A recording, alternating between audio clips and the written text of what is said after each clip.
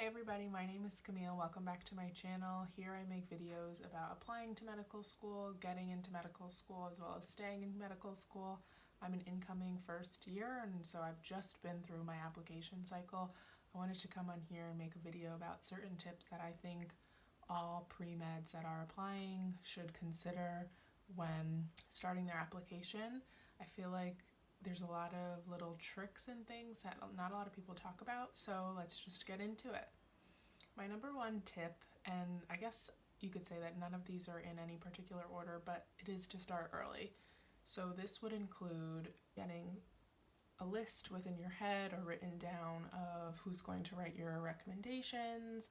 Maybe it includes you starting your personal statement, or even trying to just write down a list of extracurricular activities that you think you will include in your application. Online you can find the specific count of how many you can include within your application. So the amount of activities that you can list are different for both MD and DO applications, so just go online and check to see how many activities you can include, and then start writing some of your past experiences and see more or less how you can reflect upon them to show that you've learned something from them, or you were able to take away something really significant that made you maybe pursue something else or continue. Say for instance, you really liked community outreach, and so you did a lot with your community. Me specifically, I did a fellowship with a focus on food insecurity within my college town. And then I realized that I love social science research and I wanted to do more about health education and helping the overall communities thrive. So my next and second tip has to do with reaching out to people like me, as well as other Instagrammers, which I will link above, to read your personal statement and read your list of activities to see if there's anything you can tweak or start before the application actually goes live. The personal statement and the list of activities aren't something that you should just wait to finish the day of. And within the personal statement, my third tip is to really answer the question, why medicine? It is a display, and I guess one of the only instances where you can insert your own personality and your own voice within your whole application, so make sure you do take the time to first describe all of your experiences, as well as why that applies to medicine. How do you see yourself practicing medicine in the future? Is it with underserved populations? Is it in rural settings? Is it in an urban setting? Do you have some experience that made you want to pursue one specific specialty? This is what you want to write in your personal statement, because at the end of the day you want to make sure your personal stands on its own. And in regards to medical school and becoming a physician, I read a lot of personal statements, and me as a reader, I can look at it and say, okay, should I put my hat on as if I'm reading for someone to go to nursing school? Should I be putting my hat on as if I'm reading for someone applying to physician assistant school? Because sometimes you can't just use medicine as if it's a personification, like medicine taught me. It's really the people who have been able to use medicine to show you something, or how some particular instance was a bit of a challenge for you and you prevailed, or you learned that that wasn't for you. You want to make sure that, again, there's a focus on you becoming and starting a career as a physician within your personal statement. You want to tailor your application to the task at hand, which is getting into medical school. Lastly is, don't be afraid to put your best foot forward. You want to show how you stand out within your application amongst a bunch of other applications. If anything, just think of it as an application is just a bunch of papers. What within that application is going to show or make you stand out amongst all the others? Put your best foot forward. If you were granted a scholarship, if you were granted some type of nomination, if you were a founder at one of your school organizations, take this time to talk about you. Highlight the things that you've done, your contributions to society, to your community, as well as just to yourself. Maybe you helped your university out. Maybe you were able to one-on-one personally help people. There's all these different ways. I mean, I was an HIV counselor and I know I've impacted many people's lives, and that's what I spoke about in my personal statement. So with that being said, again, put your best foot forward, show you in basically a shining light. So after you get people to read over your personal statement and you are ready to submit your application, you look through a bunch of lists and consider different schools that you might apply to, and then you actually apply. You'll get to the point where you're just sitting around waiting for those primary applications to be accepted, and then you will receive a notification whether or not you've received a secondary application for the school.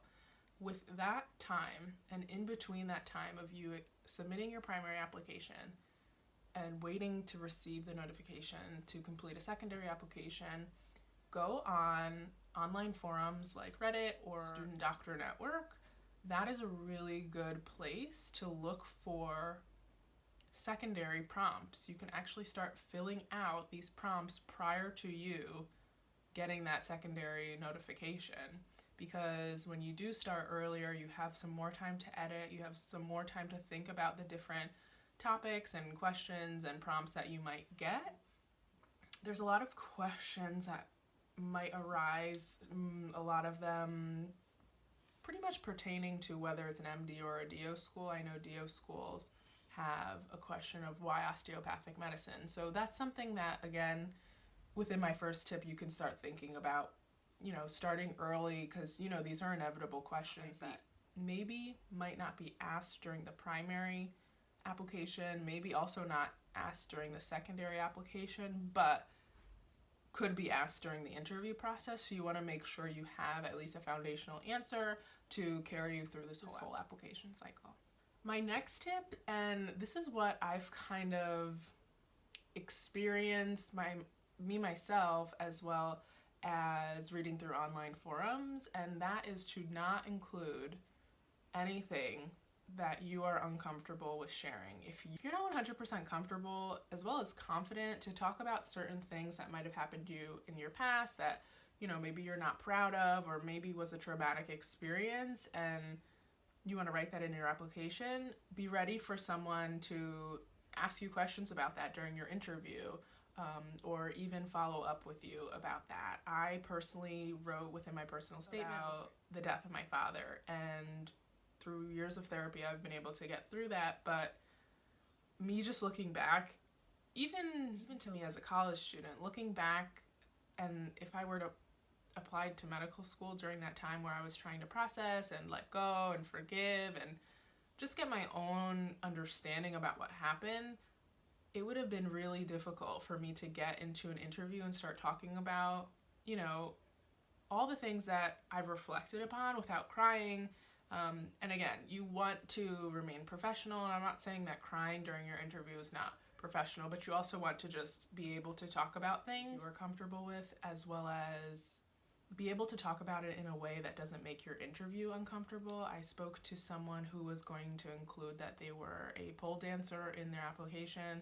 They're completely fine with it, but again, just because not everyone is woke, not everyone is tolerant of everyone's decisions and things that they do. I just reminded her again this tip. If you are not comfortable with talking to someone about it, or someone bringing that up to you, maybe you should definitely reconsider including that into your application. But again, if it is a part of you, remain authentic to yourself.